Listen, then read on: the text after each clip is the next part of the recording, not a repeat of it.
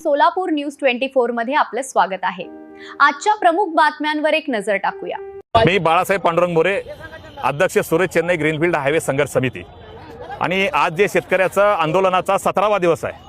गोकुळ साखर कारखान्याने 7 महिन्यापासून ऊस घेऊन गेला, 1 रुपया सुद्धा आम्हाला मिळालेला नाही।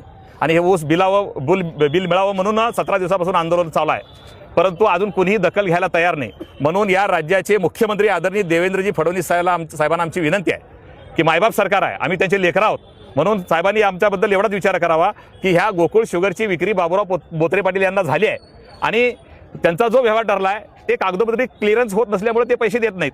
तर मुख्यमंत्र्यांनी बाबुराव बोत्रे पाटील, दत्ता शिंदे आणि आम्हाला शेतकऱ्याला 2-3 प्रमुख लोकांना बोलवावं, मंत्रालयात बैठक घ्यावं आणि बाबुराव बोत्रे पाटलाला 30 कोटी रुपये ॲडव्हान्स पोटी कारखान्याच्या व्यवहाराच्या दिलं तर निश्चितपणे या 30 कोटीमध्ये आमच्या सर्व शेतकऱ्यांचे बिलं जाणार आहेत। आज शेतकऱ्यापुढे प्रश्न असा आहे की गेल्या वर्षी उडीद, मूग, भुईमूग, सोयाबीन, कांदा ह्याला कुठला भाव लागला नाही, घातलेलं शेतामधलं लागवड सुद्धा निघालं नाही आणि उसाचे पैसे आमचे कारखान्याकडे अडकून पडले। आता जर पाऊस पडला तर बियाणं कशाने आणायचं, खतं कशाने आणायचं आणि शेतात पेरणी कसं करायचं, ह्यासाठी हा शेतकरी आता आक्रमक होऊन या आंदोलनाच्या पावित्र्यात उतरलाय।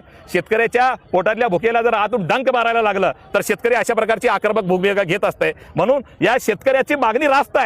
म्हणून महाराष्ट्र सरकार आदरणीय मुख्यमंत्री महोदयांनी यात हस्तक्षेप करावा, 30 कोटी द्यावं अशी आग्रहाची मागणी आहे। एकूण किती शेतकरी? 3,500 शेतकरी आहे। किती बिल?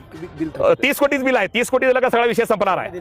कोणत्या सोलापूर आणि धाराशिव? हा, तुळजापूर तालुका आणि अक्कलकोट तालुका असं 2 तालुक्याचं हे बिल आहे। 3,500 शेतकऱ्यांचं। हा, 30 कोटी रुपये बिल दिलं का आमचा सगळा विषय संपणार आहे। त्यामुळं आणि जिल्हाधिकाऱ्यांनी यामध्ये प्रामाणिकपणे भूमिका बजावली, पण जिल्हाधिकारी हे अंतिम अथॉरिटी होऊ शकत नाहीत। काही निर्णय घेणं त्यांना मर्यादा येतात। त्यांनी फक्त काय की आरआरसी खाली मी कारवाई करतो, कारखान्यावर जप्तीची कारवाई करतो, त्याचा निलावा काढतो, विक्री करून पैसे जमा करतो आणि मग तुमचे देतो, ही प्रोसिजर लवकर होणारी नाही आहे। एकदा कारखान्याची टेंडर प्रक्रिया झाली का निविदा दिवशी हेच कारखान्याचे लोक त्यांना दम देतात, जे टेंडर भरले त्या लोकांना की तुम्ही कारखाना कसं घेता बघतो। म्हणलं का कुणी टेंडर प्रक्रियेत उतरत नाही, स्वतःचे पैसे घालून भांडणं कुणी घ्यायचं म्हणून टेंडरवाले येत नाही। कारखाना प्रक्रिया एकदा रद्द झाली की परत दुसरी प्रक्रिया पुढची तारीख घ्यायला 4 महिन्याचा कालावधी लागतो। मग हे आरआरसी मध्ये शेतकऱ्याला काहीच मिळणार नाही। बरं, आज केंद्र सरकार, राज्य सरकार एकोका कारखान्याला 200-200 कोटी रुपयाचं पॅकेज देऊ लागलंय।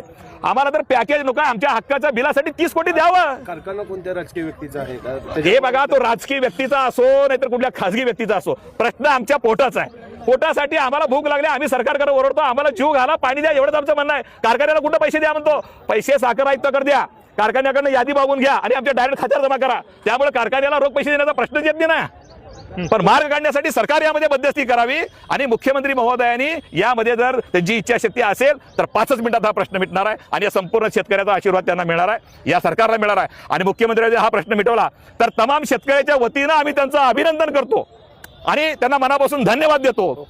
आणि शेवटी सांगतो, उन्हातानात उपाशा पोटी निघाल्या या दिंड्या ऊस बिलासाठी, मग मंत्रालयात बसलेला आदरणीय मुख्यमंत्री आमच्यासाठी जरासा का येत नाही सावली घेऊन इकडे यासाठी, एवढं तुम्हाला म्हणायचं आहे।